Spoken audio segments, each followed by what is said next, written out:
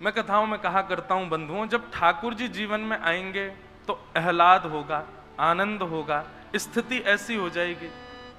अच्छा, एक दो बात, नंद बाबा की स्थिति क्या है, वैसी स्थिति हो जाएगी सबकी।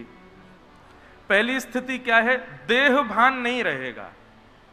अभी हम लोग कैसे हैं, अभी हम देहाभिमानी हैं, हमको देह का अभिमान होता है। देह का अभिमान किस रूप में दिखता है? देह का अभिमान भोज्य पदार्थ के रूप में दिखता है, पान के रूप में दिखता है। जो भी कुछ हम देह की इच्छा पूर्ति में लगे रहते हैं, ये सब देहाभिमान है। उठना बैठना चलना तक भी देह अभिमान है। सजना संवरना तो बहुत दूर की बात है, वो भी अभिमान की, वो तो चरम स्थिति है। मैंने वस्त्र कैसे पहने हैं, मैंने पटका कैसा पहना है, मैंने तिलक कैसा लगाया, मैंने बाल कैसे काढ़े हैं, ये सब देह अभिमान है। ठाकुर जी जब जीवन में आएंगे तो धीरे धीरे आपका देह अभिमान कम होने लग जाएगा। फिर आपको इस बात से फर्क नहीं पड़ेगा कि आप क्या पहनते हैं, क्या खाते हैं। बस जो भी है, वस्त्र ऐसे हो कि तन ढक जाए, भोजन ऐसा हो कि पेट भर जाए, निद्रा इतनी हो कि बस थकान थोड़ी दूर हो जाए, उससे अधिक की इच्छा नहीं होगी। समझ रहे हैं ना बात को? ये ठाकुर जी आएंगे तो तन की स्थिति ऐसी होगी। मैं कभी कभी कथाओं में एक प्रसंग सुनाता हूं। वृंदावन में एक बाबा रहते थे, घड़ी वाले बाबा। वो अपनी घड़ी पैरों में पहनते थे, हाथ में नहीं पहनते थे। क्यों? उनसे कोई पूछता, बोले बाबा पैरों में क्यों पहनते? तो कहते, बोले कि भैया ये समय काल समय गति हाथन को बतावे कि नहीं है, पैरन को बतावे की है। या हमारे पैरन में पहन, उनकी अलग ही सोच कि काल बढ़ रहा है दिन ब दिन, ये पैरों को बताओ कि हे चरण, तुम किसी दूषित स्थान पर मत जाना, तुम सदा श्री प्रिया प्रियतम के पास ही रहो। इसलिए समय की गति इन चरणों को पता चले, इसलिए पैरों में घड़ी पहनते थे। अब सोचो, इतने देहाभिमानी। कल को मैं भी घड़ी पहने आऊं पैर में तो लोग मुझे पागल कहेंगे, जे ब्यास जी बढ़िया पैरन में घड़ी पहने डोले हैं। ये बात तो निश्चित है कि जब ठाकुर जी जीवन में आएंगे तो इस उपाधि से तो आप अलंकृत हो ही जाओगे कि आप पागल हो। तो पहला देहाभिमान शून्य, देह को अभिमान नहीं होगा, देह को अपनी सुध नहीं होगी। केवल जिससे देह जीवित रह सके और आपका भजन बन सके, उतनी ही पर्याप्त मात्रा में ही आप सोओगे, पर्याप्त मात्रा में खाओगे, पर्याप्त मात्रा में ही अपना जीवन यापन करोगे। तो ठाकुर जी जीवन में आएंगे तो देहाभिमान शून्य हो जाओगे। संतों को देखो वृंदावन के, कहो तो मुतियन मांग भरावा, कहो छिटकावा केश। मीराबाई कहती हैं, कोई राह चलता बोल जाता कि ठाकुर जी को तो अत्यंत श्रृंगार करने वाले प्रिय हैं, तो मीराबाई रज रज के श्रृंगार करती। और किसी बिना केश के किसी महापुरुष को देख लेती, बोले आपने केश क्यों दे दिए? बोले कि अरे हमने ठाकुर जी के लिए अपना मुंडन करा दिया, अब हम जीवन भर ऐसे ही रहेंगे। कई सन्यास परंपरा में केश नहीं रखते। तो मीराबाई चली जाती, बोले मैं भी केश कटवा दूंगी, जा से प्रियतम रीझ है, मैं वैसे रहूंगी, मुझे इससे कोई मतलब नहीं कि कौन कहा सोच रहा है।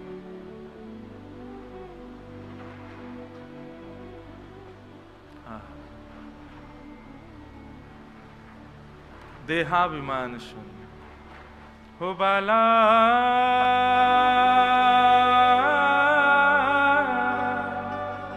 मैं बैरागन हूंगी, मैं बैरागन हूंगी, मैं बैरागन।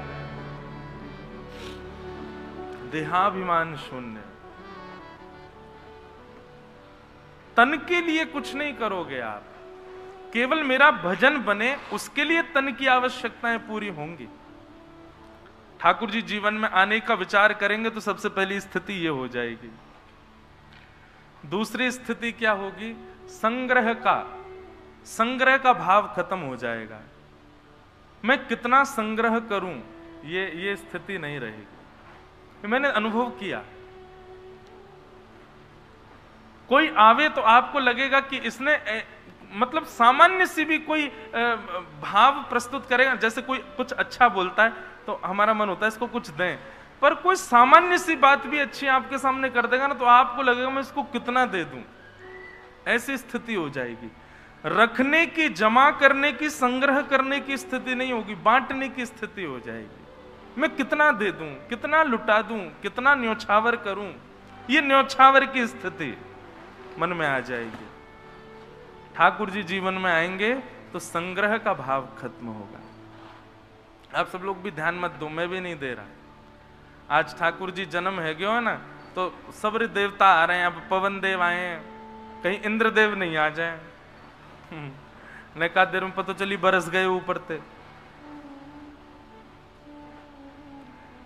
तो ठाकुर जी जीवन में आएंगे तो देहाभिमान शून्य हो जाओगे। ठाकुर जी जीवन में आएंगे तो संग्रह की स्थिति खत्म हो जाएगी। ठाकुर जी जीवन में आएंगे तो संबंध धीरे धीरे कम हो जाएंगे। लोक संबंध, व्यवहार संबंध, ये आपसे निभ नहीं पाएंगे। भोरी सखी कहती है ना, ऐसो दुख दीजो ही माही, ऐसो दुख दीजो ही माही।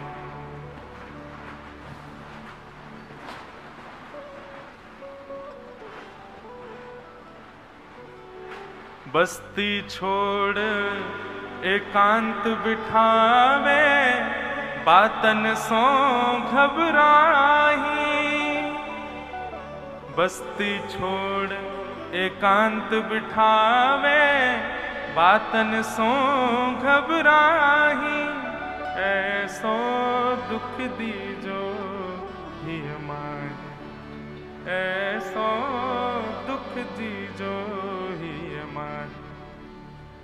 ज्यादा बस्ती में रहने का मन नहीं करेगा। और कई लोग हमको ही टारगेट करते हैं इन बातों पर। अच्छा महाराज जी, हमको ज्ञान दे रहे हो कि बस्ती में नहीं रहना, खुद इतनी भीड़ में रहते हो, इतनी भीड़ों के पीछे रहते हो, हैं, इतने फॉलोइंग बढ़वा रहे हो अपनी, इतनी हम कछुनाएं कर रहे हैं। भैया हम सीधी सादी कथा 7 साल पहले भी कर रहे हैं, अब भी कर रहे हैं, और वैसी कथा कर रहे हैं जैसी पहले करते। सुनो तो वेलकम, नहीं सुनो तो भीड़ कम, हम पे क्या फर्क पड़ेगा को। अच्छा, आजकल एक और चीज हो गई है, लोगों की सामान्य भीड़ से तो एकांत में ही चला गया आदमी, ज्यादा भीड़ के बीच में नहीं रहता, लेकिन कमरे में मोबाइल फोन में बहुत भीड़ भर रखी है, उस भीड़ में रहता है। इससे अच्छा तो ऐसी भीड़ में रह लो, उस भीड़ से बचो, उस भीड़ को भरने दो, प्रभाव मत आने दो अपने ऊपर। क्योंकि भैया भीड़ में रहोगे ना, लोक रंजन की जब भावना आ जाती है ना मन में कि हम लोक रंजन कर रहे हैं, दुनिया हमसे प्रसन्न हो रही है, निश्चित ही ठाकुर जी आपसे दूरी बना रहे हैं। हमसे कोई मिलवे आवे, कोई नेकात प्रशंसा ज्यादा कर दे तो मेरे तो मन यूं होवे, भैया लाल जी ठीक है आप प्रशंसा करवा रहे हो, कथा की पदन की सुंदर है, लेकिन कहीं अपने से दूर मत कर दियो, क्योंकि ठाकुर जी ऐसा कर चुके हैं एक बार। श्री माधव दास जी जो जगन्नाथ जी के परम भक्त थे, उनका इतना यश करवा दिया ठाकुर जी ने, इतना यश करवा दिया, तो जगन्नाथ प्रभु के सामने जाकर के माधव दास जी रोए आंसुओं से, आप इतना यश क्यों करवा रहे हैं मेरा। ठाकुर जी कह रहे हैं मैं देख वो चाह रहा हूं कि तो कोई यश अपनी ओर आकर्षित कर रहा है कि नहीं। इसलिए भैया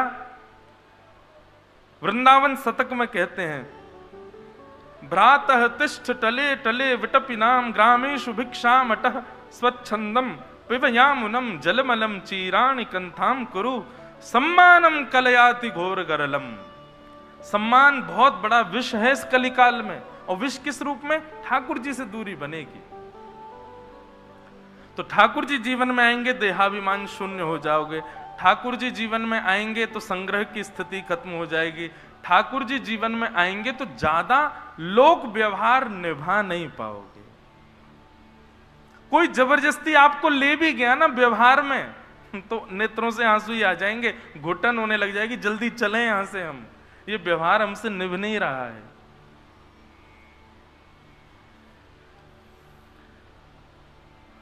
ठाकुर जी जीवन में आएंगे तो किसी में दोष नहीं दिखेगा। ठाकुर जी जीवन में आएंगे तो इस प्रकार की स्थिति होने लग जाएगी। नंद बाबा ऐसे ही हो गए, अटारियों पर चढ़कर के खूब लुटा रहे हैं, विचार ही नहीं कर रहे हैं, बस देते जा रहे हैं। कोई आकर के नेक झूठे को भी कहते बाबा बधाई हो, तुरंत अपने गरे को हार निकाल के पहना दें, मुनीम जी दूसरा हार ले आमे पहना दें, बाबा बहू को लुटा दें, अपने कड़ूलान उतार के दे दें। ये स्थिति हो गई नंद बाबा की। इतने आनंद में भर गए। अरे पुत्र तो सबके यहां होता है, बालक तो सबके यहां होता है, परंतु यहां साक्षात परब्रह्म आया है, उसके आगे अब और किसी वस्तु की कामना कैसे? ठाकुर जी यदि आपके जीवन में आए हैं और अन्य वस्तुओं की प्राप्ति की भी इच्छा मन में बनी हुई है, तो ठाकुर जी नहीं आए हैं अभी। आपको लग रहा है कि वो आए हैं, पर जिस दिन सबसे बड़ा रत्न आ गए हो, वाके बाद कोई और रत्न की इच्छा कैसे हो सके? नंद बाबा लौटा रहे हैं। तभी वहां एक राक्षसी का आगमन हुआ। तो जब ठाकुर जी जीवन में आएंगे, देहाभिमान शून्य हो जाओगे, संग्रह की स्थिति खत्म हो जाएगी, लोग व्यवहार नहीं निभा पाओगे, किसी में भी अवगुण नहीं दिखेगा। इस प्रकार ठाकुर जी जीवन में अपना स्थान बनाने लग जाएंगे। तब सबसे पहली बाधा जो आपके भजन में आएगी वो है पूतना। और वो पूतना कौन है? अविद्या। पूतना के दो भाव। पूतना का पहला रूप क्या है? पूत यानी कि पवित्र, ना यानी कि नहीं। अपवित्र वस्तु सामने से आकर के आपके भजन को भंग करेंगी, चाहे वो अपवित्र दृश्य हो, अपवित्र वस्तु हो, अपवित्र भोजन हो, अपवित्र संग हो, ये सब आपके ऊपर आक्रमण करेंगे, आकर के आपके भजन को धूमिल करने का प्रयास करेंगे। आपको उससे बचना है। भजन में सबसे बड़ी बाधा है बंधुओं दूषित संग। हमारी कही एक बात मानिएगा, आप सत्संग ज्यादा नहीं कर पाते चलेगा, आप ज्यादा कथाएं नहीं सुन पाते, नींद आ जाती है कई लोगों को, कोई बात नहीं चलेगा, पर कम से कम कुसंग मत करो, कुसंगता का त्याग करो। अभी बहुत मनस्थिति बदल गई है लोगों की। आजकल आप यदि दूषित नहीं है तो आपसे संबंध कम बनाया जाता है। बच्चे परेशान घूमते हैं स्कूल में, कॉलेज में, ऑफिसेज में, उनके मित्र नहीं है। क्यों? क्योंकि वो शुद्ध विचार वाले हैं, क्योंकि वो शुद्ध भोजन पानी करते हैं, क्योंकि वो कथाएं सुनते हैं, क्योंकि वो मंदिर आते हैं।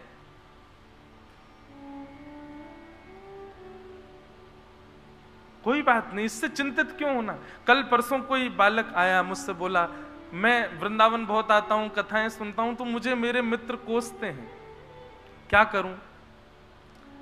तो मैंने उसको एक ही बात कही कि क्या मित्रों का कहना आपके ऊपर प्रभाव डालता है?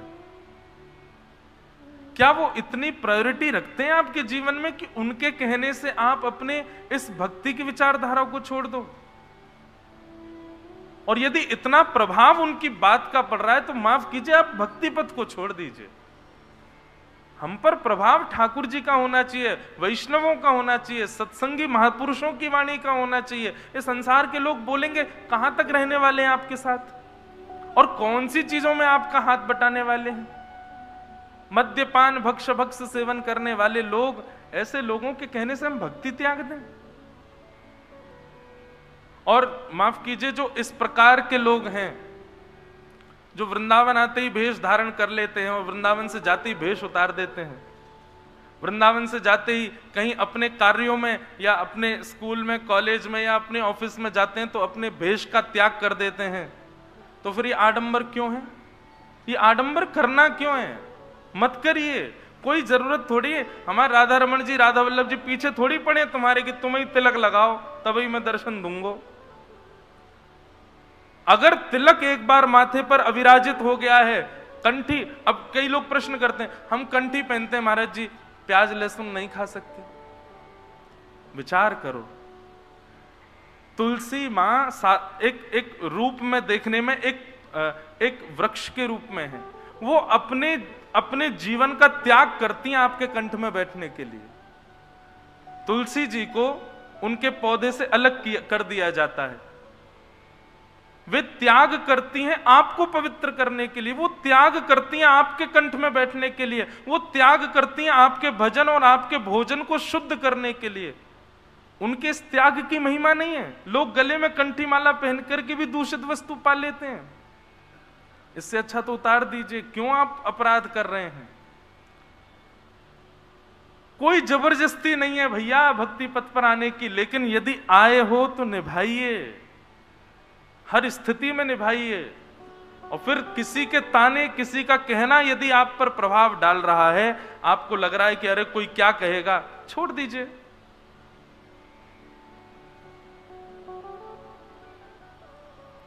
तो भजन मार्ग में सबसे पहली बाधा है पूतना। पूतना के रूप क्या हैं? दूषित चित्र, दूषित शब्द, दूषित भोजन, दूषित संग, ये सब पूतना के रूप हैं। इनका आपने संग करना प्रारंभ कर दिया तो आपका भजन छूटेगा। जो पवित्र नहीं है उसका त्याग करो। और पवित्र क्या है? जो ठाकुर जी को अर्पित हो सकती है वो सब पवित्र है, और जो ठाकुर जी को अर्पित नहीं हो सकती वही अपवित्र है। अच्छा, एक और बात कहूं, बुरा नहीं मानना, कई लोग भोग के रूप में ऐसी ऐसी वस्तु भी ठाकुर जी को पधरा देते हैं जो नहीं पधरानी चाहिए। अब इसमें क्या है? ठाकुर जी को नहीं चाहिए वो वस्तु, तुम्हारी जीव चट्टारे मार रही है। या लिए तुमने पिज्जा बना दियो और ठाकुर जी को भोग लगा दियो। अरे ठाकुर जी भैया 5000 साल पुराने लाला हैं हमारे वृंदावन के, उनको रोटी भी मैया तोड़ तोड़ के खवावे। पिज्जा देख के ठाकुर जी भी यूं सोचते कहा बलाया, कैसे खाऊं यार मैं, ये कैसे खानो है? यानी अपनी जीव के काजे, अपने पेट के काजे मेरे भोग लगा दियो या को। ऐसा मत करो भैया। हम ये नहीं कह रहे कि बहुत ज्यादा आधुनिक में मत जाओ, पर इतने भी आधुनिक मत हो जाओ कि ठाकुर जी को ये सब का भी भोग लगे। ठीक है, आपका मन है घर में बना के पालो बिना प्याज लहसुन का, पर ठाकुर जी को भोग तो वही लगाओ जो लग सकता है। ठाकुर जी को भोग लगावे को एक सुंदर उपाय बताऊं। बड़ी कढ़ाई ले, वह कढ़ाई में नेक्स्ट से घी लगा के पूरी कढ़ाई पे घुमाए दो, अच्छो चीकनी है जाए। फिर वहां में डालो 5 किलो दूध, और 5 किलो दूध डाल के तब तक ओटाइयो जब तक 2 किलो नहीं रह जाए। लगनो नहीं चाहिए। वहां में बढ़िया फिर जो है का थोड़ा गुड़ डाल दियो और गुड़ को मिलाई दियो। वहां के बाद में फिर अनुपात के अनुसार चावल डाल दियो, फिर केसर पधरा दियो, सुंदर इलायची कूट करके वहां के दाने डाल दियो, सुंदर सुगंधित है जाए।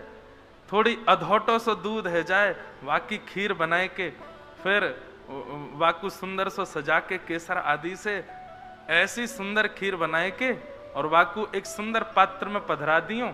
थोड़ा बड़ो सा पात्र हो, वही में ठंडी है जाए। ठाकुर जी की सामग्री फ्रिज में भी ठंडी मत करो, अनायासी करो, मिट्टी के बर्तनन में करो। हमारे तटीय स्थान जाके देखो कैसे प्रसादी सिद्ध होती है। महाराज ऐसी प्रसादी सिद्ध करोगे तो ठाकुर जी को बुलाना नहीं पड़ेगा, अपने आप दौड़े आमेंगे खावे के काजे। अरे कोई ब्रजवासी, कोई ब्रज की गोपी ने कभी ठाकुर जी को निमंत्रण नहीं दियो कि लाला हमारे घर आए जाइयो। बिन बुलाए ठाकुर जी जामे। ये भी भक्ति की स्थिति है कि आपको आमंत्रण नहीं देना पड़ता है। और सदैव एक बात रखो, महीना में एक बार इतनी प्रसादी बनाओ कि वो वैष्णव भक्त और संत वृंदन को भी पधराई जा सके। केवल ठाकुर जी पालें और हम पालें यही में संतुष्टि चल रही है? नहीं। अभी आगे सुनियो, ब्रज लीला में आवेगो ठाकुर जी कैसे कैसे पूरे दिनानंद भवन पे भीड़ ही लगी रहे पावे बारे इनकी। ठाकुर जी को सुख लगे जब बहुत सारे लोग पावे। आप कहें व्यवस्था इतनी नहीं है तो कोई पवाओ, लेकिन पवाओ। कोई बाहर से वैष्णव आमे, संत आमे, कोई भजनानंदी हो, कोई ब्रजवासी हो, उनको पवाओ। ठाकुर जी के सामने बैठा के पवाओ।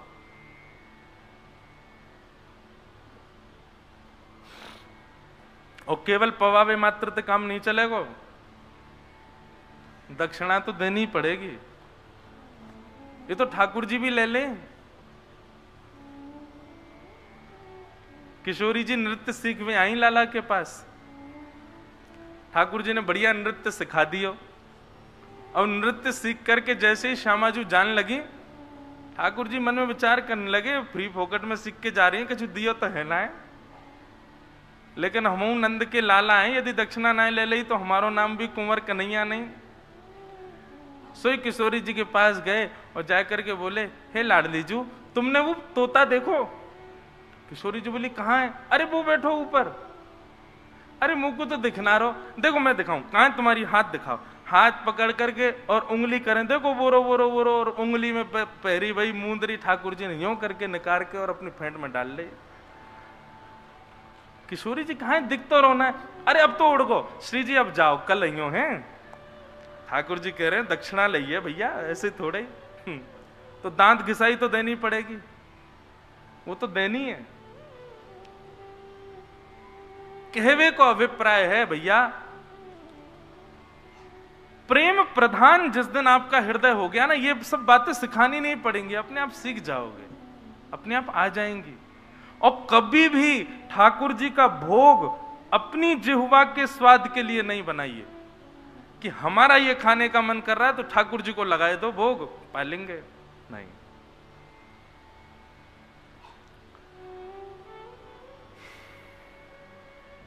तो पूतना सबसे पहली बाधा। तो पूतना का एक रूप तो अभी हमने बताया, दूसरा रूप क्या है पूतना का? दूसरा रूप है अविद्या। अविद्या मतलब अविवेक, सत और असत की पहचान न होना। और अविवेकी वस्तु, अविवेकी व्यक्ति कब बनता है? वो नाम जप तो करे, वो सेवा तो करे, वो परिक्रमा तो करे, वो अनुष्ठान तो करे, पर कथा ना सुनता हो तो निश्चित है वो अविवेकी होगा। जो व्यक्ति सत्संग से विलग रहता है, जो व्यक्ति कथा से विलग रहता है, जो व्यक्ति किसी भी प्रवचनामृत या फिर रसिक जनों की वाणी ना सुनता है, ना उसका निरध्यासन करता है, निश्चित है उसके चित्त में अविवेक आएगा, पूतना जाएगी। ब्रजवासी केवल कीर्तन कर रहे हैं 1 साल से, नंद घर आनंद भयो जय कन्हैया लाल की, सत्संग नहीं कर रहे, इसीलिए पूतना आई है। इसलिए सत्संग बहुत जरूरी है, कहीं हमारे भजन में पूतना ना आ जाए। समझ में आई बात? तो पूतना ये सबसे पहली बाधा।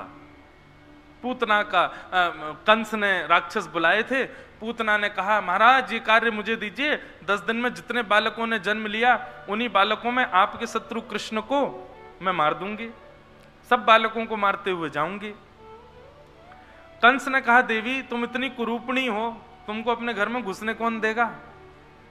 क्योंकि घर में प्रवेश तो सुंदर रूप और सुंदर वस्त्रों से ही मिलेगा। मानव की सबसे बड़ी भूल यही है कि वो रूप सौंदर्य और वस्त्र सौंदर्य देखता है, पर ठाकुर जी की सबसे बड़ा गुण यही है कि वो रूप सौंदर्य और वस्त्र सौंदर्य पर ध्यान नहीं देते। मानव की सबसे बड़ी भूल यह है और ठाकुर जी का सबसे बड़ा गुण यह है, वो रूप सौंदर्य और वस्त्र सौंदर्य नहीं देखते। मैं कथा में बताता हूं, भक्तिमती मीराबाई का भी ऐसा ही लक्षण था। वो किसी कुरूप व्यक्ति को भी देखती थी ना, जिसका रूप ज्यादा सुंदर ना हो। सब लोग इधर देखो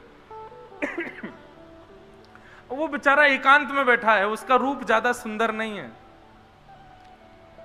मीराबाई उसके पास जाके उसका उत्साह बढ़ा देती, तुम कितने अच्छे हो। बोले काय बात को अच्छो, मेरो रूप ऐसो, कोई मुझे देखे ही ना है। मीराबाई कहती तुमको कोई नहीं देखता, क्यों? ठाकुर जी ने तुमको ऐसा बनाया कि तो केवल मैं देखूंगा और कोई ना देखेगा, ये हमारे तेरो रूप ऐसो है। कोई काला व्यक्ति दिख जाता तो मीराबाई कहती तुम कितने सुंदर हो कोई कहता अरे हम काले, आप हमको सुंदर कह रही हो। अरे कृष्ण ने किसी रूप में तो तुमको स्वीकार किया, अपना वर्ण तुमको दे दिया। ऐसी थी मीराबाई। ऐसा ही ठाकुर जी का स्वभाव है, वो रूप सौंदर्य और वस्त्र सौंदर्य नहीं देखते। ये मानव की दृष्टि है, ये मानव का स्वभाव है, मानव देखता है। पूतना सुंदरी बन करके, अपना श्रृंगार करके और वस्त्र आदि धारण करके, बढ़िया सुंदर महक करके ऐसा श्रृंगार किया और मंत्र शक्ति से इतना सुंदर रूप धारण कर लिया कि जो देखे वो देखता ही रह जाए। पूतना गई। अब 84 कोस ब्रजमंडल में जितने बालकों ने 10 दिन के अंदर जन्म लिया, हर बालक के यहां पहुंच जाती है। घर के लोग उसको सुंदर जान करके घर में प्रवेश दे देते हैं और सब उसकी गोद में अपने बालकों को दे देते हैं। सब बालकों को पयोधर पिला देती है। विष लगा हुआ है पयोधर में, पीते ही बालक मर जाते हैं। सबको मारते हुए पूतना गोकुल पहुंची।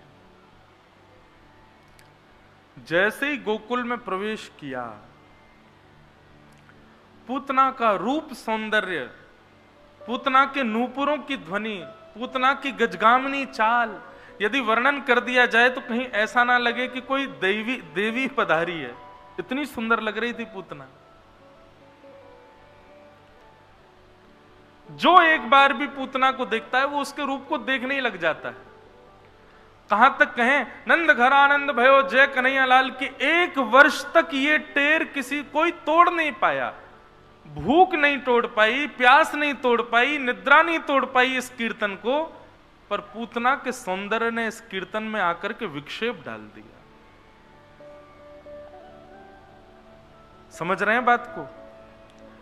व्रत नियम चल जाएगा, अनुष्ठान चल जाएगा, आपके कितने भी नियम हो वर्षों वर्ष तक वे चल जाएंगे, लेकिन अविद्या यदि जीवन में आ गई तो वो एक क्षण का प्रवेश आपके वर्ष भर के कीर्तन को, वर्ष भर की भक्ति को नष्ट कर देगा। ब्रजवासियों को भोजन की सुध नहीं है, जल की सुध नहीं है, सोने की सुध नहीं है, सब में वे बस रत हैं कृष्ण संकीर्तन में। पर पूतना के आते ही सब लोग उसके रूप को देखने लगे और एक ने तो देखा, दूसरे को अरे जल्दी जल्दी ये देख ये देख ये देख, और वो भी देखा अरे कितनी सुंदर है, मैं तो जा रहा हूं अपनी मैया के पास। बोले मैया तो जा कहूंगा मेरा ब्याह करा दे, याते इतनी सुंदर है, यही तो ब्याह करूंगा मैया। केवल पुरुष ही नहीं, गोपियां भी जो नृत्य कर रही थी आनंद निमग्न होकर के, नंद घर आनंद भयो जय कन्हैया लाल की, उनके सामने भी जब पूतना आई, उस पूतना के सौंदर्य को देख करके गोपियां भी मोहित हो गई। नर नारी सब मोहित हो गए पूतना के रूप पर।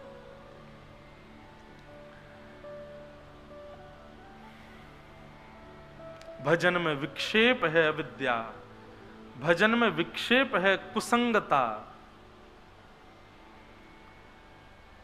पूतना ने प्रवेश किया नंद भवन में। जैसी प्रवेश किया, गोद में लिए पौड़ी बैठी थी यशोदा मैया। पूतना को जैसे ही देखा, यशोदा मैया तो विधाता को कोसन लगी, अरे विधाता तो पे सृष्टि करवी ना आवे हैं, इतनी सुंदर ये तो बना के भेज दे इतने साल पहले, और या के काजे मेरो लाला दुल्हा बन तो वो भेजो अब। अरे कम से कम इतना तो विचार कर, तो जब मेरो लाला जन्म ले तो वही समय या को जन्म होता तो यही ते अपने लाला को ब्याह कराती, इतनी सुंदर।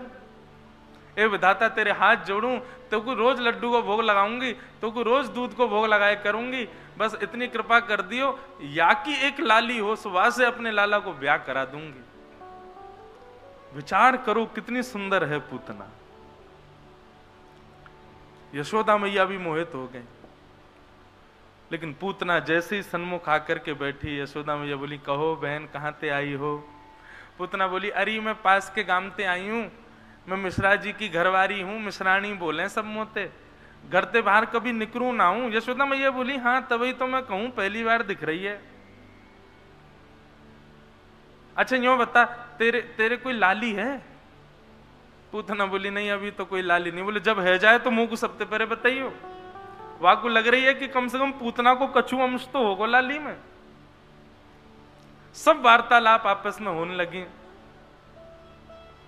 ठाकुर जी कह रहे हैं मैया तू रिश्तेदारी बाद में निभाई लियो, पहले सासू मां को रूप तो देख ले, मैं ही दिखाऊंगा। 6 दिन के ठाकुर जी बोल नहीं रहे, मन में विचार कर रहे हैं। 6 दिन के थे केवल ठाकुर जी। पूतना की गोद में ठाकुर जी को दे दिया। कभी भी किसी के प्रभाव से मत रीझिए बंधुओं। कभी भी किसी का बाह्य प्रभाव यदि आपको आकर्षित कर रहा है तो वही अविद्या है। कभी भी किसी का बाह्य प्रभाव उससे आकर्षित मत होइए। परखिए, जानिए, उसके स्वभाव को देखिए पहले, और जब स्वभाव में सौम्यता दिखे तभी संबंध बनाइए। अच्छा, आप कहेंगे महाराज जी स्वभाव में सौम्यता कैसे दिखेगी? परीक्षा आप तो मत लेना, कहीं मेरे कहे से जाके परीक्षा ले लो, किसी की परीक्षा मत लेना, पर अनुभव करना, परखना। स्वभाव में सौम्यता तब दिखती है जब किसी व्यक्ति का अवगुण उसके मुख के सन्मुख बोल दिया जाए और उस अवगुण को सुनकर के वो व्यक्ति चिड़चिड़ाए ना, वो व्यक्ति व्यथित ना हो, सहन कर ले। तितिक्षवः, जिस व्यक्ति के अंदर सहनशीलता नहीं है, निश्चित है कि वो केवल बाह्य आडंबर कर रहा है, अंदर से स्वभाव उसका अच्छा नहीं है।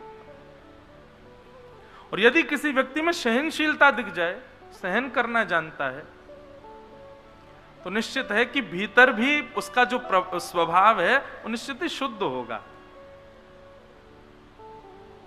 भगवान कपिल बताते हैं देवहूति माता को पंच लक्षण, तितिक्षवः, कारुणिका, सुहृदा सर्वदेहिनाम, अजात शत्रवः, शांता, साधव, साधुभूषणात्। पर मुझे ऐसा लगता है ये बाकी के 4 लक्षण अपने आप आ जाएंगे, पहला आ गया तो सहनशीलता आज के मानव में बिल्कुल नहीं है। अगर मैं आपकी टी शर्ट पहन लूं और कहीं चला जाऊं, आप भी मेरे साथ हो, और किसी व्यक्ति ने आपकी जगह मेरी बड़ाई कर दी, तो आप कहने में पीछे नहीं हटोगे टी शर्ट मेरी है, मेरी है। इतनी भी सहनशीलता नहीं है हम लोगों में।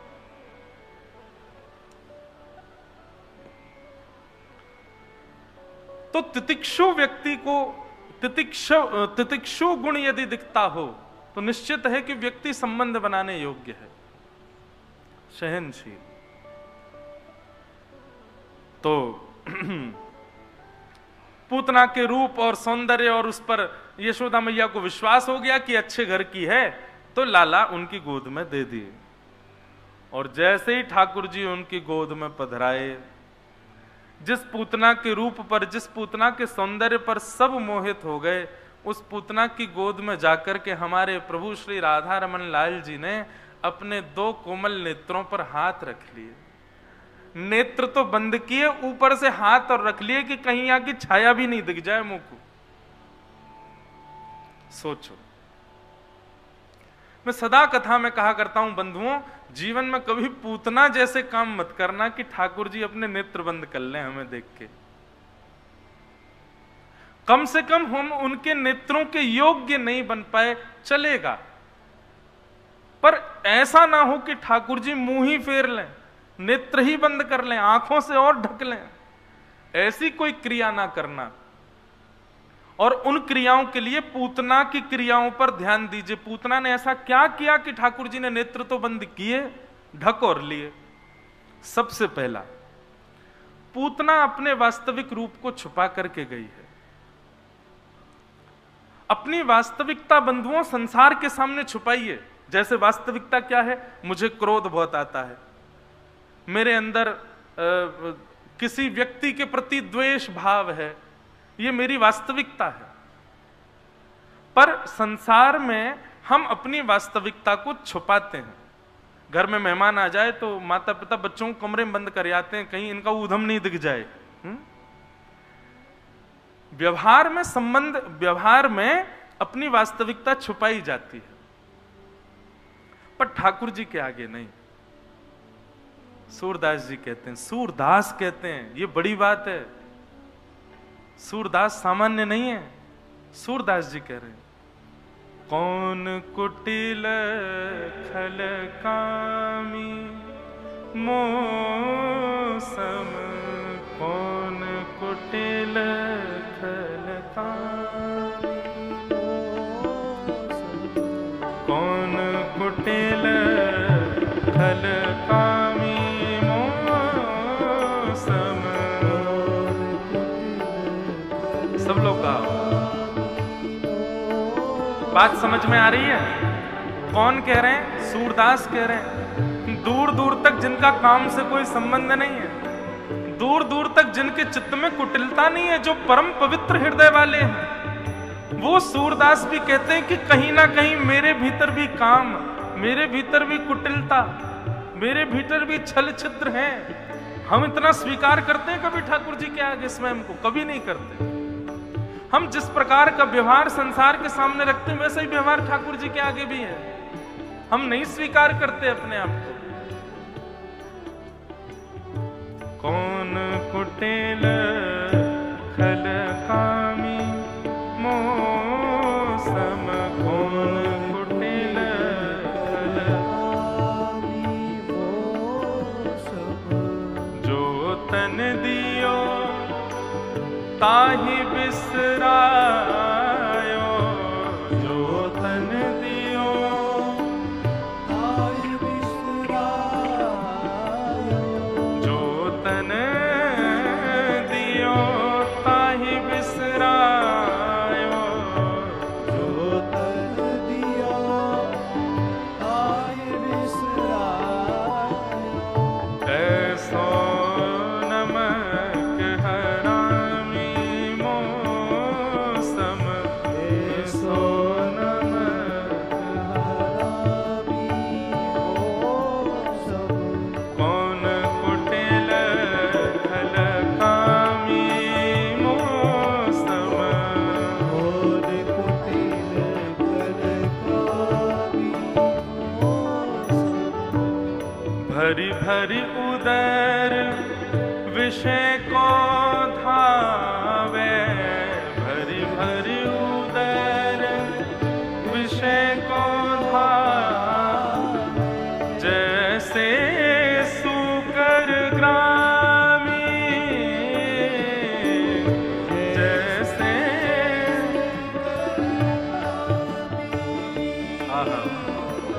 हरिजन छानी हरि विमुखन की, हरिजन छानी हरि विमुखन की, हरिजन छानी हरि विमुखन की, हरिजन छानी हरि विमुखन की, निस दिन करत गुलामी मोसम, निस दिन करत गुलामी मोसम, कौन कुटिल खल कामी मोसम, कौन कुटिल खल कामी। बंधु एक और लिखो, ठाकुर जी जब जीवन में आएंगे तो आप अपने आप सबको योग्य समझोगे, अपने आप को सबसे बड़ा अयोग्य ही समझोगे। जहां ये भाव रहती कि मैं योग्य हूं इस कार्य के, ये भी एक विलगता है, ठाकुर जी से दूरी है। सूरदास जी को मुझे तो बस ये सोच सोच के ही लग रहा है कि सूरदास ये कैसे कह सकते हैं। इसलिए कह सकते हैं क्योंकि ठाकुर जी हैं। संसारी व्यक्ति हर जगह चाहता है कि मैं योग्य हूं और मेरी योग्यता सबको पता चले, पर सूरदास जी ने तो लेखनी में लिख दिया, संसार के सामने प्रस्तुत कर दिया। बोले ये है मेरा परिचय। मेरा परिचय पूछ रहे हो, मैं कौन हूं? ये हूं। पापी कौन बड़ो है मोते, पापी कौन बड़ो है मोते, सब पति तन में नामी, सब पति तन में नामी, सूर पतित को ठोर कहाँ है,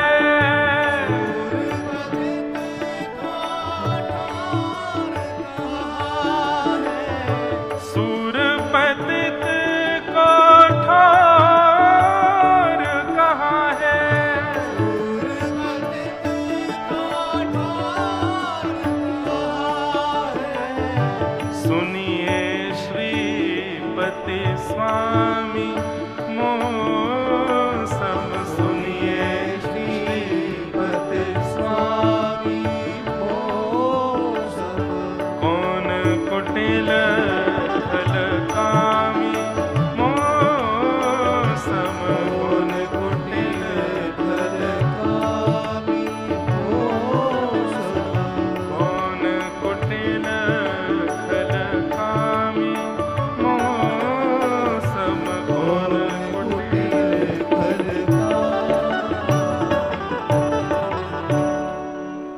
कितना कोस रहे हैं सूरदास जी अपने आप को।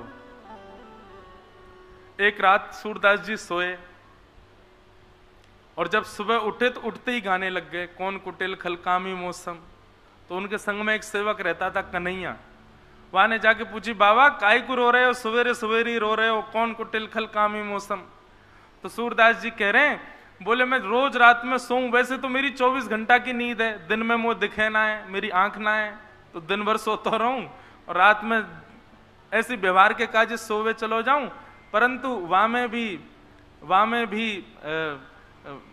क्या कह रहा था, हाँ, रात में भी सोवे जाऊं तो वहां में भी पूरे दिन पूरी रात्रि मुंह को ठाकुर जी की ही लीला दिखाई देती रहे। पर कल रात्रि पतोना कहा भयो, लीला तो दिख रही मोकू, पर एक क्षण के काजे श्याम सुंदर जल पीवे गए और फिर जल पी के लौट के ही ना आए।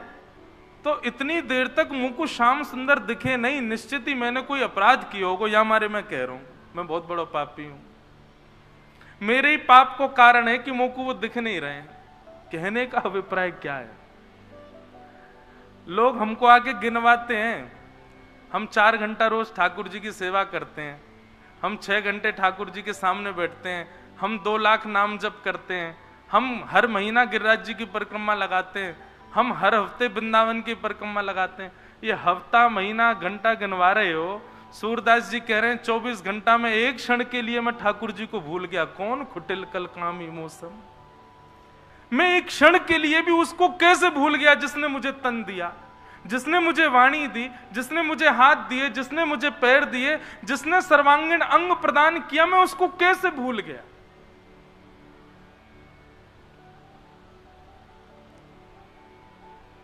हम लोग इस स्थिति में कभी नहीं आ सकते भैया, बस सुन ही लो, सुन भर लो बस।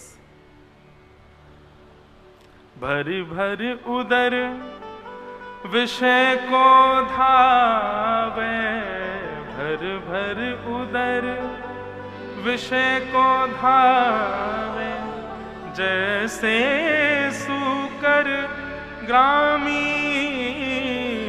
जैसे सूकर।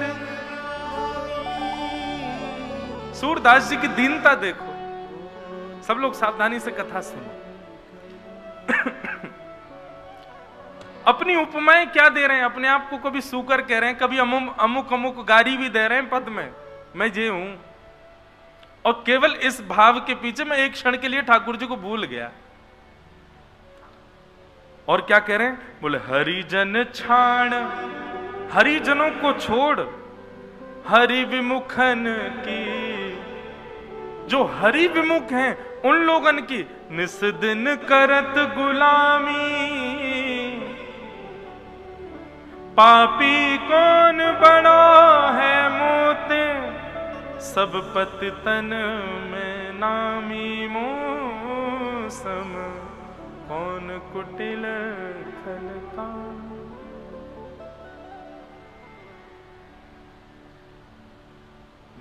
भैया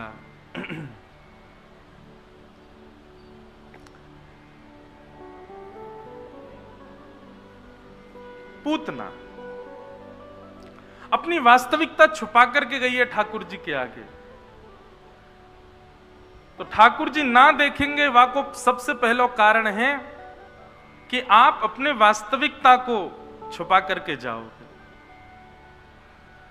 पूतना को ना देखवे को दूसरो कारण है, पहलो कारण तो अपनी वास्तविकता छुपा के गई, और दूसरो कारण सुंदर बन के आइए केवल लोक रंजन के लिए, केवल सबको रिझावे के लिए, केवल सबको अपने ऊपर आकर्षित करने के लिए। और चलो सब यदि हो उसमें तो ठाकुर जी को इतना कष्ट नहीं होता कि ठाकुर जी नेत्र बंद कर लें, हाथ लगा लें। ठाकुर जी को कष्ट इस बात से ज्यादा हो गया, तैने मेरे ब्रजवासीन को आकर्षण किया अपने ऊपर, उन लोगन को आकर्षण कर रही है जो मेरो भजन कर रहे हैं, मेरो कीर्तन कर रहे हैं, मेरो उत्सव मना रहे हैं। ठाकुर जी ने इसलिए नेत्र बंद कर लिए, क्यों? क्योंकि तैने मेरे हरिजनन को अपनी ओर आकर्षित कियो, उनको भजन छुड़वा दियो, वे सब मेरे संकीर्तन भजन कीर्तन में लगे भय, उत्सव मना रहे, तेरे आते ही वे सब तेरी ओर आकर्षित है गए। या मारे तू मेरे नेत्रन को दिखवे की अधिकारिणी नहीं है। तो दूसरा कारण क्या है? किसी के भजन में आप बाधा बनते हो, किसी की सेवा में आप बाधा बनते हो, किसी के नाम संकीर्तन में, परिक्रमा में, वृंदावन आगमन में, कथा सुनने में यदि आप बाधा बनते हो तो आप ठाकुर जी के नेत्रों में दिखने के अधिकार को खो दोगे। ठाकुर जी देखेंगे नहीं आपको। या लिए भैया, कोई के भजन में विक्षेप मत बनो, कोई की कथा में विक्षेप मत बनो। मैं तो लोगों से ये भी कहूं, भैया कथा में आओ जाओ, ऐसे आए जाए करो कि कोई को विक्षेप नहीं हो। यहां सबसे बड़ा विक्षेप मुझे है जाए, विक्षेप नहीं। तो पूतना को किसी को ठाकुर जी नहीं देखेंगे तो उसका दूसरा कारण, पहला कारण अपने रूप को छुपा के जावे, दूसरा कारण किसी के भजन में विघ्न डाल के जावे, ठाकुर जी उसको नहीं देखेंगे। तो भैया इन दो बातों को ध्यान रखो।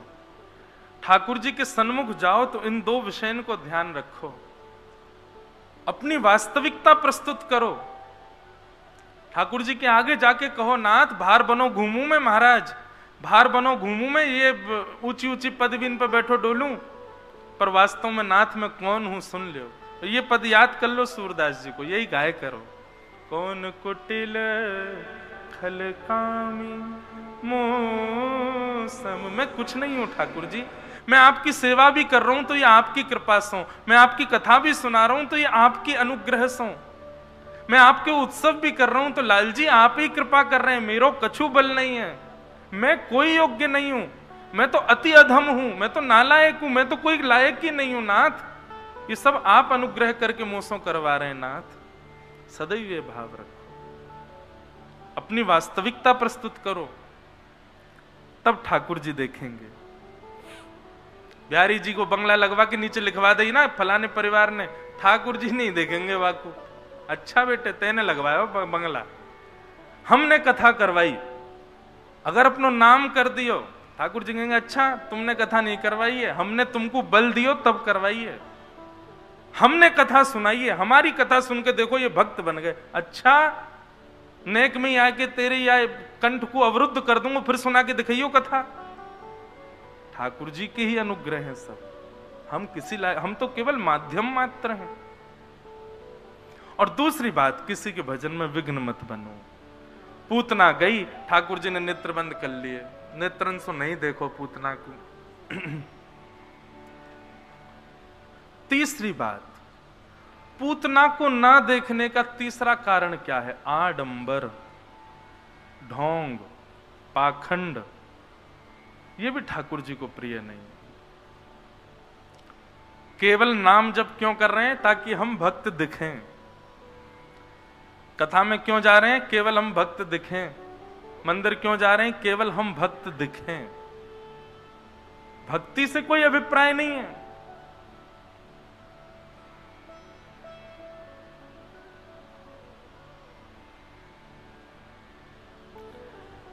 तीनों से बचो भैया, नहीं तो ठाकुर जी निहारेंगे नहीं। और या से बड़ा दुर्भाग्य हमारो कछु नहीं है कि हम ठाकुर जी के सामने जाके खड़े हैं और ठाकुर जी हमको नहीं देख रहे। ये भागवत क्यों सुनी जा रही है, ये सत्संग क्यों सुने जा रहे हैं? ताकि हम हरि प्रिय बने, ठाकुर जी के योग्य बने, वे हमको निहारें, उनकी दृष्टि हम पे पड़े। पूतना नहीं देखा ठाकुर जी ने। पूतना ने जैसे ही ठाकुर जी गोद में लिए, यशोदा मैया उठ के बाहर चली गई, पूतना ने अपना पयोधर भगवान के मुख में दे दियो। ठाकुर जी ने तो सबसे पहले वाको विष पियो, विष पीवे, अभी तक यूं ही है ऐसे ही 6 दिन के लाला और अपने छोटे छोटे हाथन से ऐसे ही आंख बंद करके बैठे। वाको पहले विष पियो, फिर दुग्ध पियो, वाके शरीर के रस तत्वन को पियो, पुण्यन को पियो, पापन को पियो, और पीते पीते पीते पीते पीते पीते प्राणी समम रोष समन्वितो पिबत। जैसे ही पूतना के प्राण पीने प्रारंभ किए, अब यहाँ एक प्रसंग आता है। श्रीमद् वल्लभाचार्य जी महाराज अपनी सुबोधनी टीका में एक भाव वर्णन करते हैं। ठाकुर जी ने विष पिया क्योंकि पयोधर में विष लगा था। ठाकुर जी ने दुग्धपान किया ठाकुर जी ने उसके शरीर के रस तत्वों को पिया और फिर पुण्यों को पिया, पापों को पिया। क्यों? पूतना उसके भी कोई पुण्य थे जो ठाकुर जी पी। अच्छा, पहली बात तो पुण्य पाप पिए क्यों, ये बात भी सुनो बंधुओं। यदि हमारे जीवन में पुण्य ज्यादा होंगे तो मृत्यु के पश्चात पुण्य भोगने के लिए हमको स्वर्ग भेजा जाएगा। हमारे जीवन में पाप ज्यादा होंगे तो मृत्यु के पश्चात नरक जाना पड़ेगा। पुण्य और पाप जब दोनों प्रतिशत 50-50% होते हैं तब हम पृथ्वी पर आते हैं। चाहे मैं हूं, चाहे आप हो, चाहे कोई भी कितनों बड़ो कोई व्यक्ति क्यों ना हो, निश्चित है कि उसके भीतर पाप और पुण्य दोनों हैं। हाँ, भजन के बल से, थोड़ा सत्संग के बल से ऐसा हो सकता है कि उसने अपना पाप का जो मात्रा 50 थी वो थोड़ी कम कर ली होगी, लेकिन पूर्ण शुद्ध नहीं हुआ होगा वो, उसमें थोड़े पाप तो हैं ही, इसीलिए वो पृथ्वी के गुरुत्वाकर्षण में है। मैं कहता हूं जिस दिन हमारे पाप शून्य हो गए, पृथ्वी हमको धारण ही नहीं कर पाए, उड़ने लग जाएंगे आकाश में। हम इतने हल्के हो जाएंगे, जब सारे पाप खत्म हो गए तो टिक नहीं पाएंगे हम पृथ्वी पर, पृथ्वी हमको स्वीकार नहीं कर पाएगी। हम पृथ्वी पर टिक क्यों रहे? क्योंकि पाप हैं हमारे भीतर। आप पूर्व आचार्यों को देखिए, अधिकतर विशिष्ट आचार्य ज्यादा लंबी आयु नहीं जिए, अल्प आयु में ही उन्होंने भगवत प्राप्ति कर ली। क्यों? अल्प आयु में ही उन्होंने अपने पुण्य पापों को शून्य कर लिया। अब रही बात, पाप ज्यादा होंगे तो नरक, पुण्य ज्यादा होंगे तो स्वर्ग, दोनों बराबर होंगे तो पृथ्वी। भगवान कब मिलेंगे? जब पाप भी शून्य होंगे और पुण्य भी शून्य होंगे। जब तक पुण्य शून्य नहीं होंगे तब तक भगवत प्राप्ति भी नहीं होगी।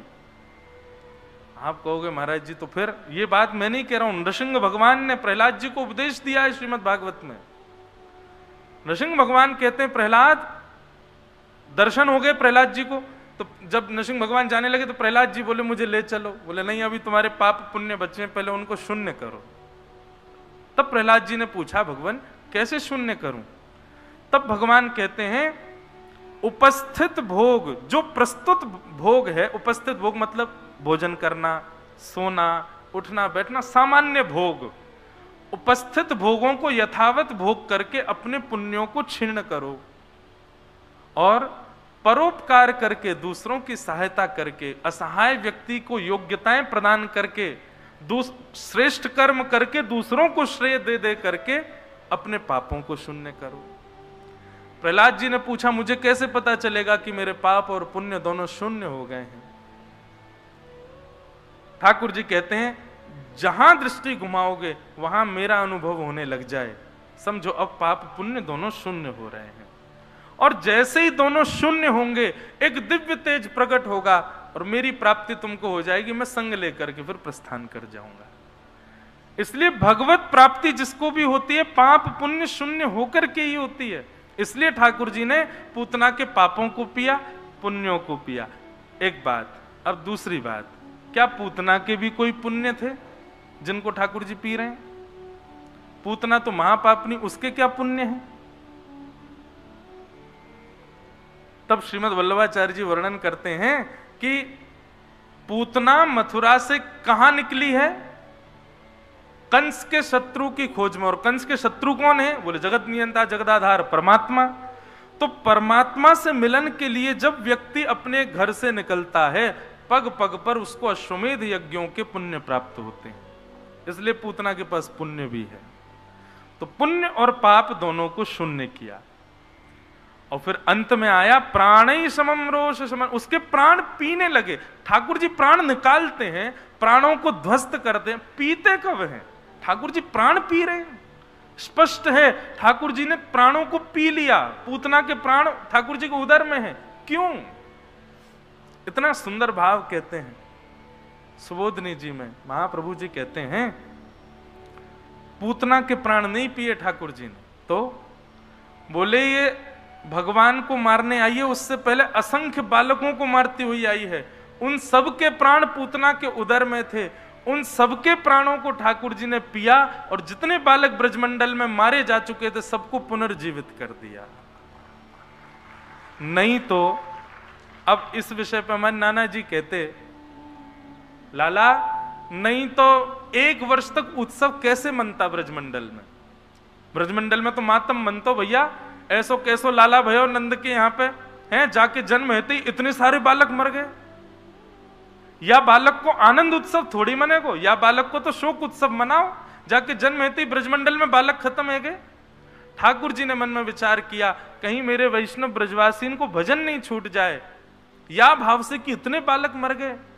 तो वे सब बालक मूर्छा अवस्था में थे, उनकी माताएं सबको उठा रही थीं, रुदन कर रही थीं। यहाँ ठाकुर जी ने पूतना के पयोधर से सबके प्राणों को अपने उदर में धारण करके समस्त बालकों को पुनर्जीवित कर दिया।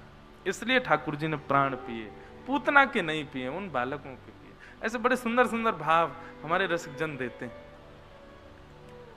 पूतना का वध भगवान ने किया, विशाल विकराल स्वरूप धारण कर लिया पूतना ने, और जैसे ही ठाकुर जी ने उसके प्राण पिए, विशाल पूतना का तन जाकर के नंद भवन के पीछे गिरा। असंख्य खेतों को अपने नीचे उसने चटनी बना लिया। जोर की आवाज हुई, सब ब्रजवासी दौड़ करके गए। जाकर के देखो एक राक्षसी पड़ी है, ऊपर उचक करके देखो तो देखी ठाकुर जी वाक्य पयोधर के ऊपर लेटे भये हैं। सब ब्रजवासी ने जाके ठाकुर जी उतारे। सबन ने देखी कहीं लाला को लग तो नहीं कि 6 दिना को लाला है बेचारो। गोपियां सब ठाकुर जी को लेकर के गौशाला भागी। गौशाला में जाकर के गौ की रज ठाकुर जी के 12 अंगों पर लगाई और गौमूत्रेण स्नापित्वा, गौमूत्र से ठाकुर जी को स्नान कराया। और पुनर् गौरज सार्वकम, पुनर् गौरज ठाकुर जी के अंग पे लगा करके गाय की पूंछ से ठाकुर जी को झाड़ा दे रही हैं सब गोपियां। सोचो बंधु, जो गैया ठाकुर जी की रक्षा करे, वाकी रक्षा आज मानव नहीं कर रहे हो है। कितने बड़े दुर्भाग्य की बात है। कृष्ण लीला में जो पग पग पे ठाकुर जी की रक्षा कर रही है, वह गैया की हमने कहा दुर्गति कर दी है।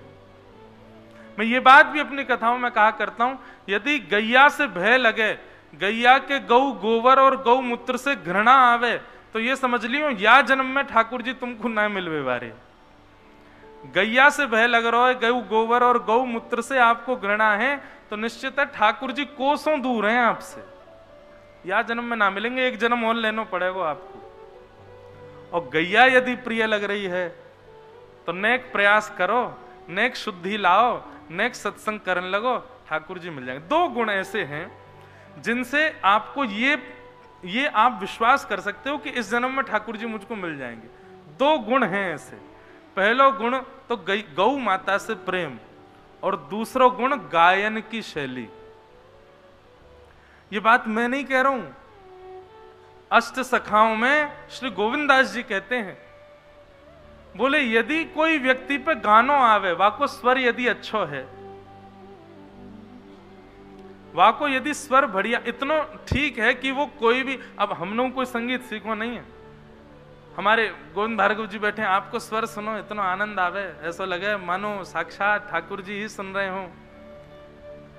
कोई संगीत सीखो नहीं है, पर इतनो स्वर तो है कि लाल जी की सेवा है जाए, इतनी की ही आवश्यकता, या तो ज्यादा की आवश्यकता नहीं है। या तो अधिक संगीत आ भी गए हो ना तो फिर लोक रंजन है जाएगा।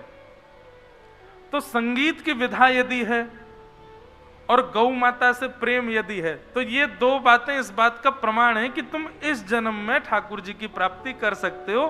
कछु प्रयास नेक और करवे की आवश्यकता है।